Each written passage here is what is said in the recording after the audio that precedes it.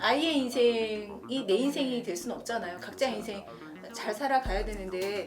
근데 거기서 문제가 보면은 대부분 내가 없다는 거예요. 내가 없고 아이만 있는 거예요. 내가 다 포기하고서 이렇게 했는데 결과는 이렇게 생각만큼 안 나오기 때문에 어떤지 간에 평생 봐야 되는 상황이잖아요. 네. 아이가 죽을 때까지 어떤 식으로든 케어가 들어가야 되는 부분이 있기 때문에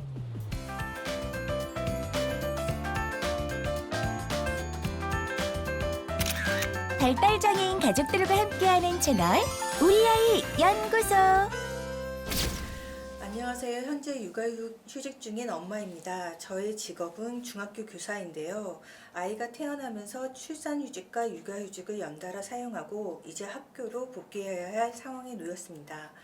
아이가 장애가 없었다면 조금 더 고민하지 않고 복직을 했을 텐데 내 아이가 아픈데 남의 아이를 가르치겠다고 학교에 가는 것이 마음이 아픕니다. 한편으로는 교사라는 직업에 자부심도 있었기 때문에 이렇게 꿈을 접어야 한다고 생각하면 눈물이 나기도 해요. 제가 복직을 하면 가까이에서는 도와줄 사람이 없어서 집에서 아이를 돌봐줄 도우미를 찾아야 하는 상황인데 그렇게 되면 경제적으로는 제가 돈을 버는 게 큰 의미가 없기도 합니다. 혹시 주변에 발달장애의 아이를 키우면서 성공적으로 직장 생활을 하는 어머니가 있는지 어떻게 해내셨는지 궁금합니다. 저는 일단 이분 회사 학교죠. 네. 학교 그만두시면 눈물 흘릴 거라는 거 찍고 간다. 진짜요. 네.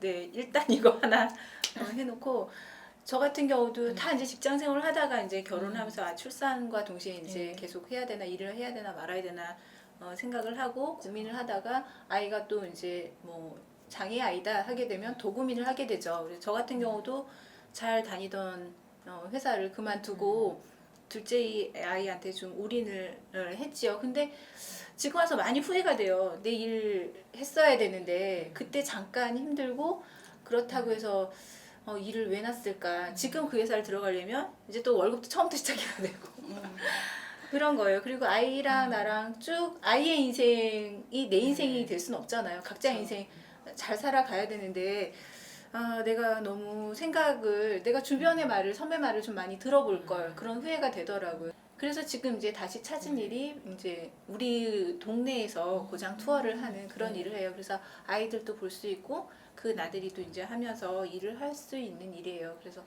만족스럽게 하고 있는데 그때 직장이 되게 좋았던 직장이기 때문에 제가 좀 제도를 우리가 활동 보조인 활동 보조인을 잘 썼으면 조금이라도 좀 계속 연결해서 일을 할 수 있지 않았을까. 좀 제도를 좀 알고 있었으면 좋았을 걸, 그런 생각이 들더라고요. 근데 그것도 또 맹점이 우리 활동 보조인이 시간이 많이 안 나오잖아요, 아이들이. 그러니까 우리 장애 아이가 있으면 이 장애 아이를 도와줄 사람이 나라에서 나오는 거잖아요.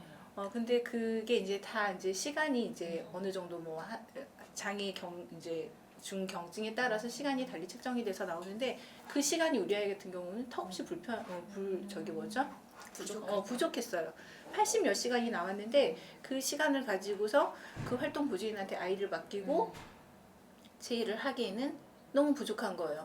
일이 늦게 끝나게 되면 그때부터는 우리 아이는 뜨는 거죠. 붕 뜨는 거죠. 그래서 이러저러해서 그만뒀는데 이 직장 여자들도 요즘은 다 사회생활을 하잖아요. 그래서 이런 고민이 많이 될 것 같아요. 근데 이런 여러 사정들, 이런 뭐 활동 보조인을 쓴다거나 그 다음에 도우미 이모를 구한다거나 이렇게 해서 나는 본인의 일을 계속 하는 게 경제적인 걸 떠나서 정신 건강에 큰 도움이 된다라고 저는 생각을 하거든요. 저희가 모든 순간에 모든 문제에 맞닥뜨리면 뭐든지 다 선택을 해야 되는 부분인 것 같아요. 내가 이 선택을 하게 되면은 어떤 게 옳고 어떤 게 나쁜 결정은 없는 것 같아요. 본인의 상황에 따라서 다 선택을 해야 될 것 같은데 실제로 그 아이가 장애가 생겨가지고 그걸 알게 되면은 엄마들이 주위에서 이렇게 자기 사회생활했던 커리어들이 다 무너지더라고요.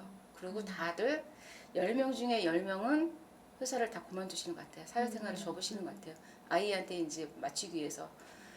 근데 나중에 이렇게 지나서 보면은 정말 아까운 분들이 너무 많아요. 음. 엄마들 중에 뭐 방송 작가도 있고 여러 가지 직업을 갖고 계신 분이 많아요. 뭐 대학 교수도 있고.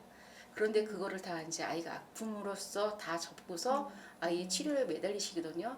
근데 치료를 하다 보면은 아이가 굉장히 좋아지면 상관이 없는데 그 치료가 그렇게 썩 그렇게 눈에 보이는 정도까지는 아니거든요. 그러면 어느 순간엔 이 엄마가 또 회의가 생길 수밖에 없을 거예요. 내가 다 포기하고서 이렇게 했는데 결과는 이렇게 생각만큼 안 나오기 때문에 본인 커리어를 생각하시는 부분도 있겠지만 나중에는 아이는 어차피 엄마하고만 평생 사는 건 아니거든요. 그쵸. 근데 결국에는 아이도 이제 자립을 해야 될 거고 자립 전에 여러 사람들과 같이 생활을 해야 되는 상황이 되기 때문에 그렇게 생각하신다면 아이를 떼어놓는 부분에 대해서 너무 죄책감을 가지지 않으셨으면 좋겠어요. 그리고 또 지금 현재에는 물론 본인이 버는 돈이 월급이 다 그 도우미 분에게 다 그럴 수 들어가는 있어요. 상황이 네. 되겠죠. 그렇지만 나중에 시간이 지나면 이건 다시 역전돼서 이제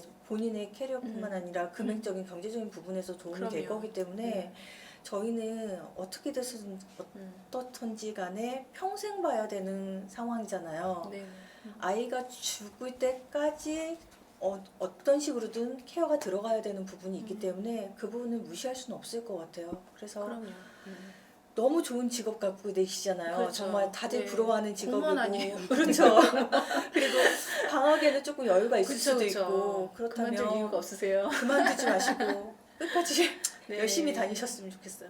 이게 어떤 걸 선택하든지 마음이 편하진 않으세요. 네. 편하지 않다는 걸 기본으로 깔고 간다 그러면 직업을 선택하고서 하시는 게 나을 거라 생각이 들어요. 근데 저는 제 엄마가 너무 커서 그럴까요? 저는 엄마 생활, 엄마의 네. 삶도 맞아요. 좀 이렇게 갖춰 나갈 필요가 있다라고 저는 생각이 들거든요. 네. 저희가 이제 장애아에 가진 엄마들끼리 얘기하다 보면 이제 한 번씩 우울증 비슷한 게 다 한 번씩 맞아. 왔잖아요. 그래서 네. 가만히 있다가 컴퓨터 앞에 있다가 눈물이 흘렀다는 등 맞아요. 아니면 네, 신호등 맞아요. 기다리고 있다가 오열을 했다는 갑자기 얘기 울고. 네. 그런 얘기 많이 있잖아요. 근데 거기서 문제가 보면은 대부분 내가 없다는 거예요. 내가 없고 아이만 있는 거예요.